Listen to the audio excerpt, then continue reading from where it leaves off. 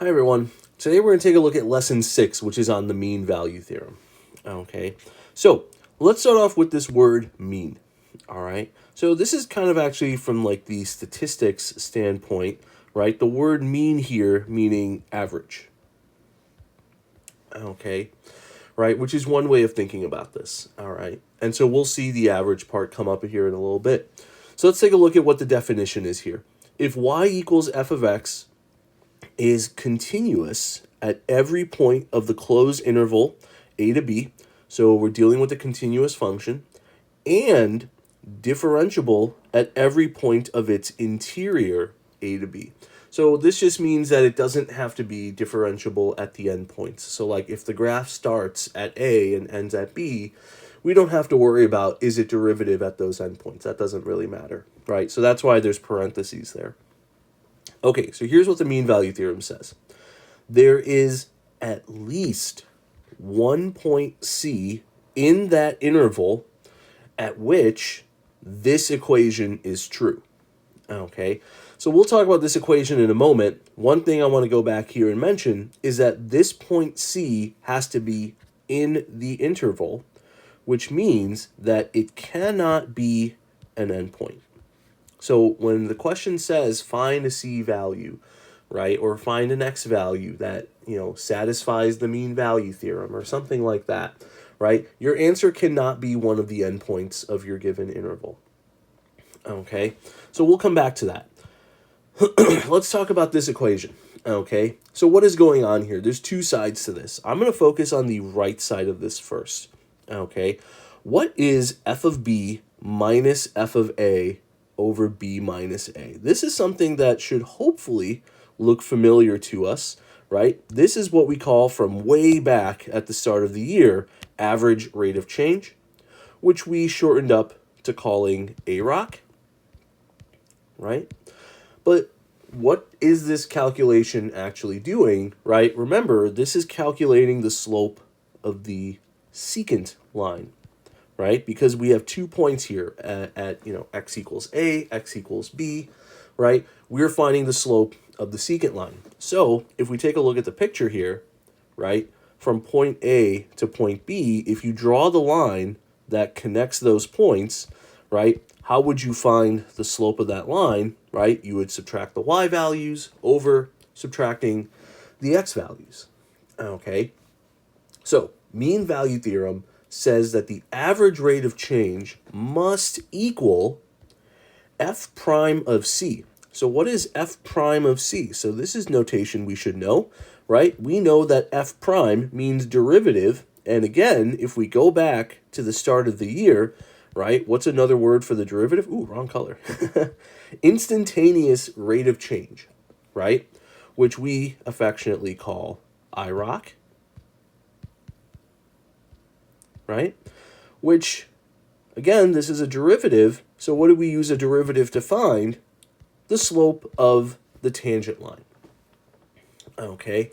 What the mean value theorem says, right, is that if you are on a continuous and differentiable interval, there is one point C somewhere in that interval, right? It cannot be an endpoint.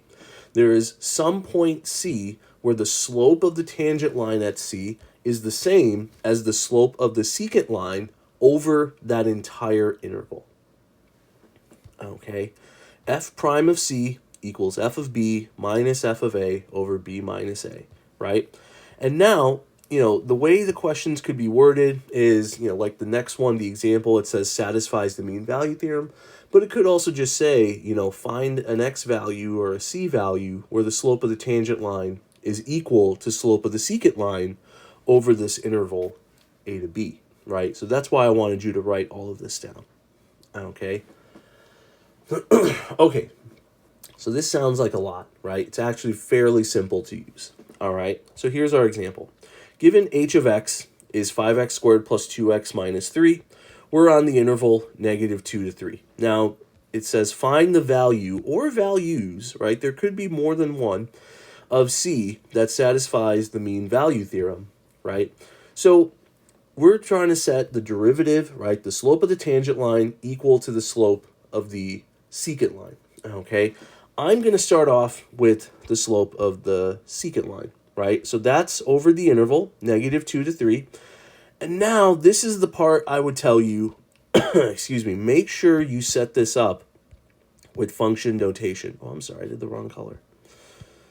Make sure you set this up with function notation. H of 3 minus h of -2 over 3 minus -2. Because I have seen on AP rubrics, and I'll show you one at the end of this lesson, where sometimes you get credit just for having a setup like this.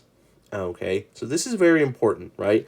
And now all you're doing is evaluating. So if I plug 3 into this function, right, feel free to pause it and evaluate that. Plug -2 into that function, right? You get 48 minus 13 over 5. 48 minus 13 is 35.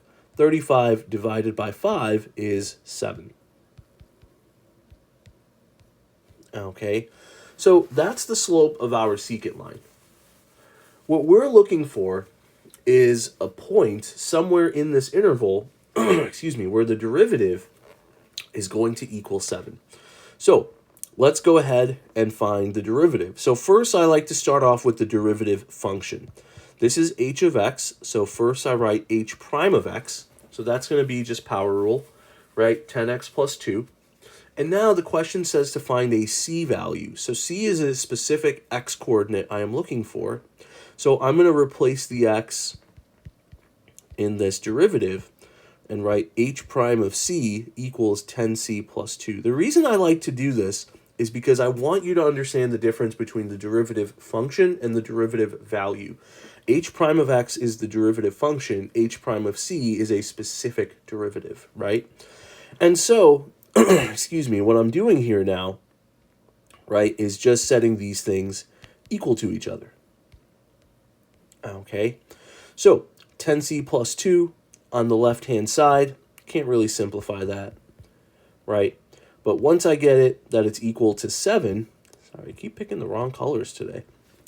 Once I get that it's equal to 7, right, I can go ahead and solve for this, right? And so I'm going to get 10c is equal to 5, right? And now if I divide by 10, I'm going to get that c is equal to 1/2.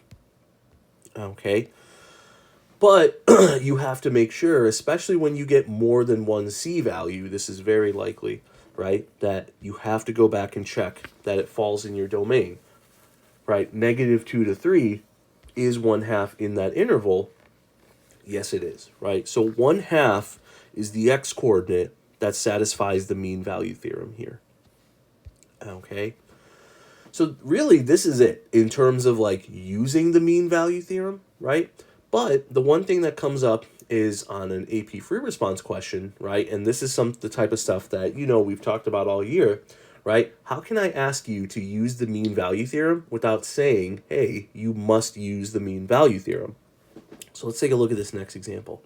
Okay, hot water is dripping through a coffee maker, filling a large cup with coffee. The amount of coffee in the cup at time t, which is from 0 to 6 inclusive, is given by a differentiable function c. Now, I'm going to pause there real quick because the fact we know it's a differentiable function, right, is very important, okay? And this is something we've talked about in the past. When you get a free response question, there's almost no wasted info. Everything is given for a reason, okay? So we're going to come back to that. Excuse me. T is measured in minutes. Selected values of C of t measured in ounces are given in the table above. So here's my table, right? Time, and then C of t, right? Coffee in ounces. Is there a time t on the interval from 2 to 4? So I'm given an interval at which C prime of t equals 2. And then it says, justify your answer. Okay, so anytime you get asked, right, can the derivative equal a certain number, right, this is where you have to start thinking mean value theorem. Okay, because if you also look at your table, right, you have the values of C of t when t is 2 and 4, right, which means you can start off right away and find the average rate of change or slope of the secant line on that interval. C prime of t, I cannot solve, right? I was not given an equation for C of t, okay? So in my work, right, I'm just going to leave C prime of t here on the left-hand side all by its lonesome. Okay, and now on the right-hand side, right, I'm going to go ahead and find the average rate of change, right, over this interval from 2 to 4. Okay, excuse me. So again, you have a function name. So please be sure to show a setup in function notation, right? So C of 4 minus C of 2 over 4 minus 2, right? This is the mean value theorem, okay? And so, I'm sorry, that's the average rate of change. When I set it equal to C prime, this is the mean value theorem. So now, let me go ahead and plug in my numbers from the table. C of 4 is 12.8. C of 2 is 8.8 over 4 minus 2, which is 2. So 12.8 minus 8.8 is 4, and 4 divided by 2 is very conveniently 2. Which means, right, that, I'm really messing up my colors today, you guys, sorry. Which means, right, by the mean value theorem, right, there is some t value where C prime has to equal 2. Okay? But how do I justify this?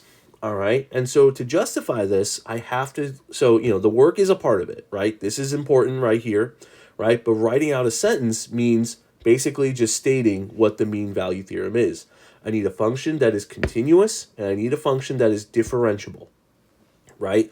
Those are the two qualifications, right, that guarantees the mean value theorem to work. Okay, so if I take a look, right, what did we highlight earlier? I know C is differentiable. And now this goes back to the start of the school year, right? If I know a function is differentiable, then it must be continuous, right? Differentiability implies continuity. So that's what I'm going to write first. Okay, I'm going to say because C of t is differentiable on the interval 2 to 4. Now, some of you are going to look at this and go, well, why aren't you saying 0 to 6? Well, I don't care about 0 to 6, right? This question is only about 2 to 4. And if it's differentiable on 0 to 6, well, then it's got to be differentiable on a smaller subset of that.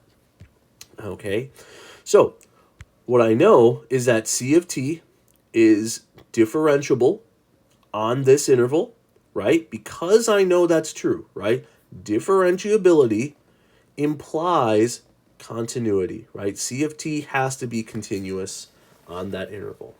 Now, technically, I don't need to include the endpoints on this part, right? If I go back and look up, excuse me, differentiable just for the interior of the interval. So if you didn't include the endpoints here, that would be okay. However, you must include the endpoints when you talk about continuity.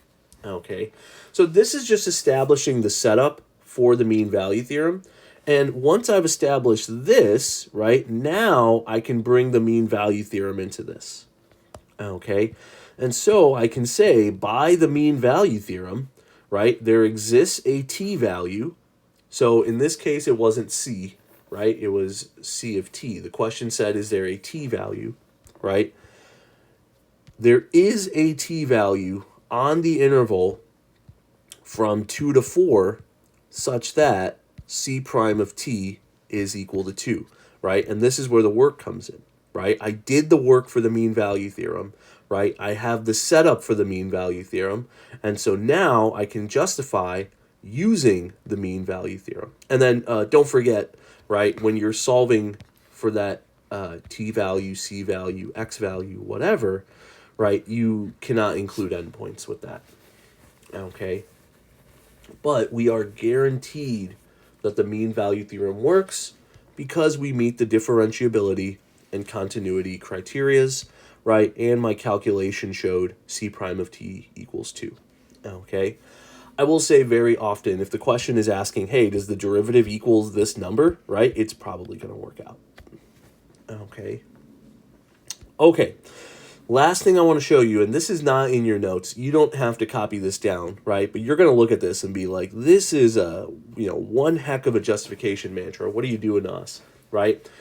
This is coming straight from an AP FRQ key, okay? So this is from a 2018 FRQ, right? And you'll notice the points here on the side, right? You get 1 point just for setting it up in function notation. This is what I always tell you guys when you're doing slope of the secant line, right? Always set it up in function notation. If you go straight to the numbers, I don't know if they're going to give you that point, okay? So that's a risk you're taking, right? And now, right, remember, FRQs are out of 9, so this is just 1 point for the setup and then 1 point for the correct number with the correct conclusion, right? And this is exactly what I had you just write.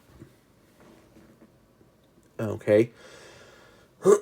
So, this is not me, okay? This is coming from College Board. I want you to be prepared and ready for that test, okay? All right, so that's it for mean value theorem, and hopefully I will see you soon, okay? Take care, everyone.